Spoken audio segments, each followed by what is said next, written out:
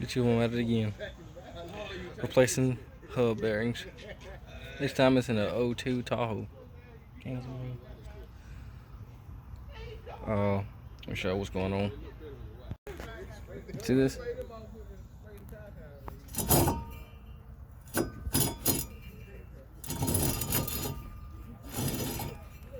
Gotta keep them things checked.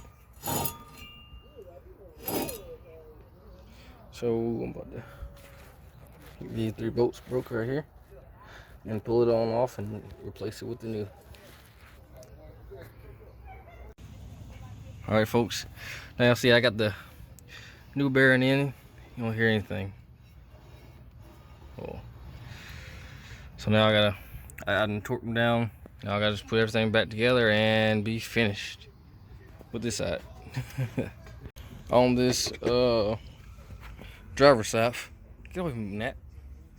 I got the brake line loose and got the speed sensor loose, but if you hear this side, you're hearing that because you know the lugs are off, obviously the tires off, so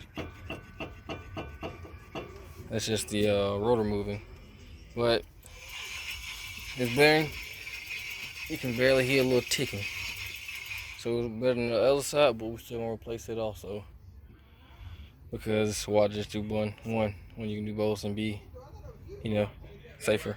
So let's continue doing this. You see I have the rotor and stuff off.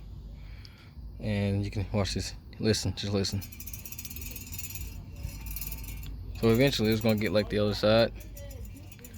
But, you know, just gonna change it. Got it all put together on this driver's side now. Rolling smooth, no sounds. So now that's a good bear. Look at that roll. So I'm gonna put it back down. Get the brakes pumped up and tight, and I guess he can take it for a drive when I move my truck out of the way. But yeah, all done here. All in the day's work, baby.